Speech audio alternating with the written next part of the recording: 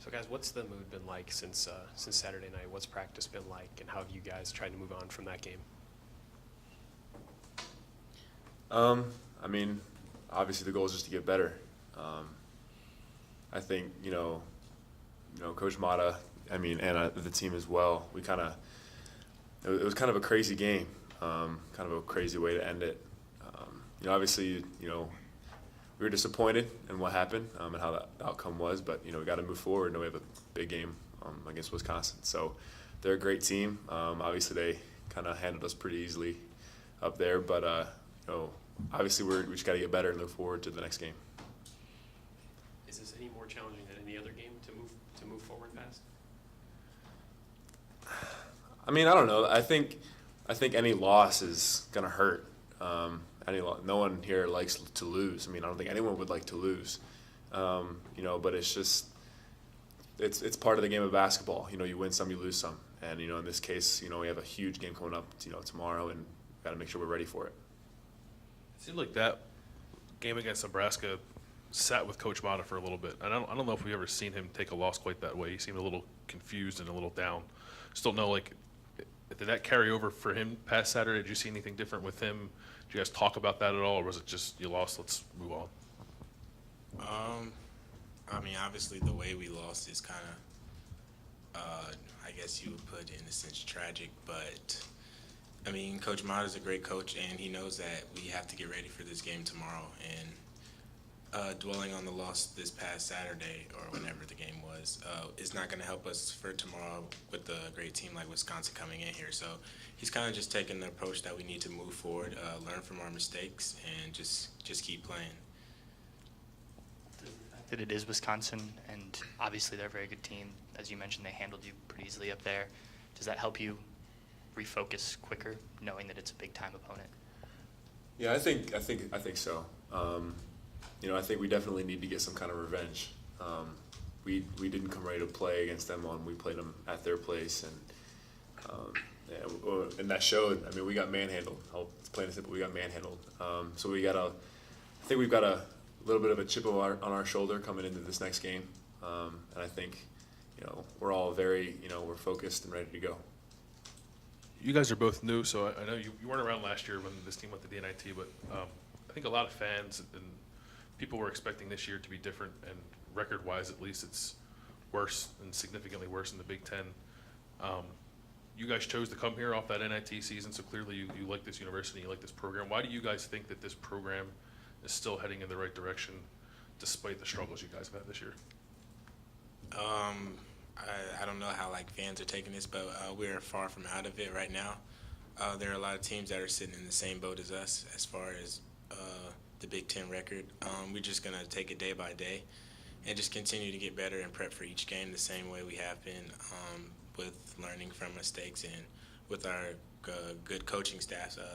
They've done a good job of just trying to be motivating and encouraging us with the way we've lost. It's not very many games that we couldn't have won, so that's kind of the way that we've approached it, and we just want to get better. Micah, how do you feel? I realize it's hard to take a big picture view when you have some games left, but if you can at all, the trajectory of the program, is it where it needs to be? Do you think it could be better? How do you view it? Obviously every program, is going to have its struggles, and it depends on how you come out of them. That really shows you the state of the program. Coach Mata is a great coach. I think everyone here can understand that. I think everyone in the country understands that. And he knows how to coach his players, and it's up to the players to buy in. And I think that is something that we've Coach Mata, even since last year, that's been his goal is to change the program, and the fact that he wants to get guys that are going to completely buy in and are going to get back to that Ohio State way of the past. So I think nothing's going to happen in an instant. Everything's a process. So like CJ said, we just got to take things day by day, work as hard as we can in order to get better, and then just go on from there. You guys are kind of piggybacking off what Bill just asked you. You guys are obviously both first year here, but I imagine you maybe, I don't know, Micah, you went to Montverde and came from Mentor. It's a good program, but you guys probably haven't experienced maybe a season with this many losses. I wondered how different that is for you guys to kind of learn to put those behind you quickly and kind of move on Yeah. life college basketball type? Well, I mean, I think, it definitely helps you strengthen your mental toughness. Obviously, like I said, no one likes to lose. Menor, my last 2 years, it wasn't as successful as they normally are. And then at Montverde, obviously, a very successful program. But I understood that it wasn't going to be, perfect coming in. It's not going to be perfect anywhere. I love Ohio State. I mean, I grew up a big-time Ohio State fan, and it was a dream of mine to come here. And, I think, just the idea that I could come here and help turn the program back to where it's supposed to be and be a part of that process would just be, really cool for me. So, obviously, it's tough. It's tough to go through any kind of losing situation. But, they always got to keep that positive outlook and, hope for the best. CJ, maybe not you specifically, but as a team, you guys have said, like, kind of now's the time to pick up some momentum. You only have 3 games left till the Big Ten tournament. Coming off of a loss like that, if you guys don't play well here or get a win, is it too late to, be able to be on that good streak, be on a run going into the Big Ten tournament?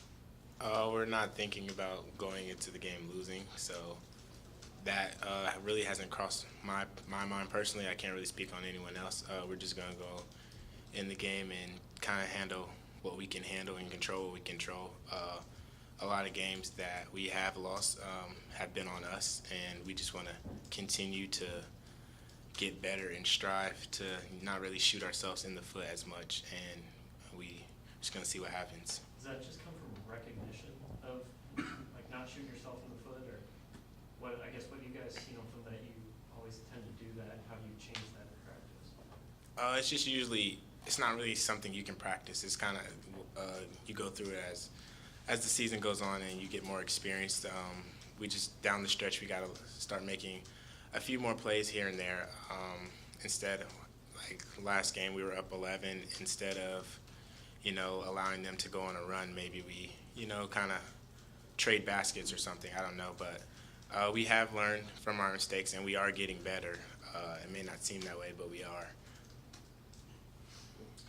Mike, Yes. Oh, go ahead. No, go ahead, Steve. CJ, just, that was a theme maybe at the end of the game the other day, that you guys weren't even getting possessions on some of those late shots, or late shots on some of those late possessions. Just as you guys reviewed it, what were the things that were maybe going wrong for you guys there? Seemed like a lot of even unforced turnovers, I think, there toward the end of the game for you guys. As you said. And not pinpointing you Yeah. personally. I mean, I had some turnovers, obviously, but I don't believe we personally lost the game in the last 5 minutes. We lost the game in the first half when I had all those turnovers, or we weren't getting shots at the basket, or they were scoring in the first half. So it's a game really of 40 minutes, not really coming. I mean, the last 5 minutes are obviously important in the part of the game, but that's not really where we lost the game.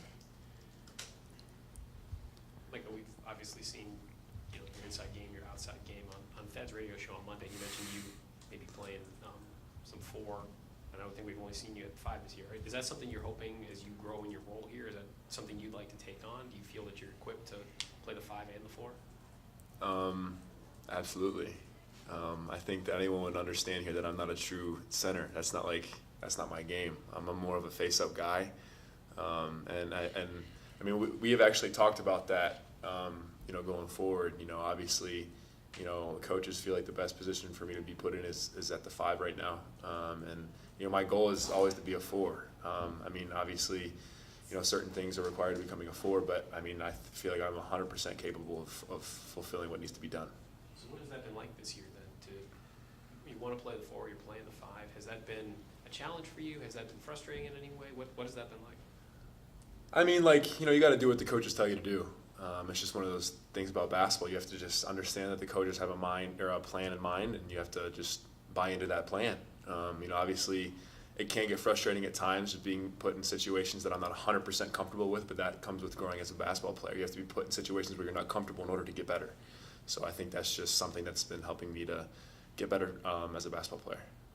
When you say that you're in uncomfortable positions, and I don't know how often it happens, but when it does happen, is it more on the offensive end or the defensive end that you feel maybe a little out of place as a 5? I mean, it can be both. It's not that I'm completely uncomfortable with it. I just don't want to do it. It's just something that, you know, I don't know, playing at Menor, I was, you know, a foot taller than everyone else. I was always a 5. You know, being at Montverde, you know, we had a system where like it would be like an inside out thing for, you know, for me and the other guys that I would play with because, you know, both guys could do it. So I mean, you know, in certain situations it can be a little uncomfortable, but that's the same situation for every other basketball player. You're going to be put in situations where you're uncomfortable, but like I said, that's just how you get better as a player. I guess to be more specific, I think Coach Mata has mentioned before your sort of growth and on the kids' event defending like pick and roll stuff, and maybe sometimes you don't always make the right read and leave your guy, and that guy gets a bucket inside. Like, and that, I mean, you're a freshman, you're going to learn, but how has that process gone for you? I guess learning how to defend that aspect of the game. You mean pick and roll? Yeah.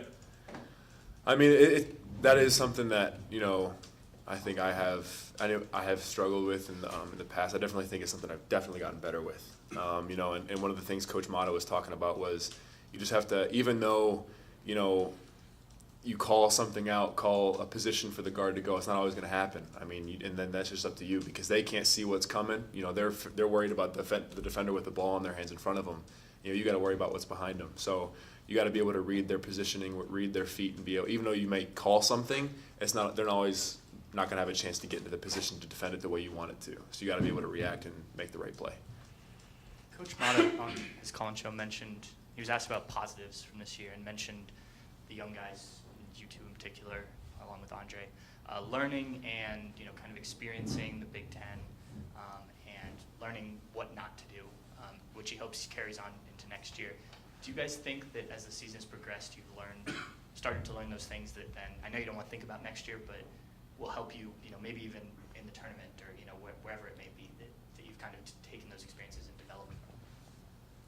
Definitely. Personally, for me, I just learned that you have to value every possession because the Big Ten is a grind. So, and pretty much from top to bottom, everybody's kind of just, battling for positions at this point. Today, one of the lower tier teams can end up finishing closer to the top just because everyone's so close. So you kind of have to take each possession by possession and just get what's best for your team. And because you're pretty much going against, you know, great players every night. There's no really off nights in the Big Ten. Thanks, guys.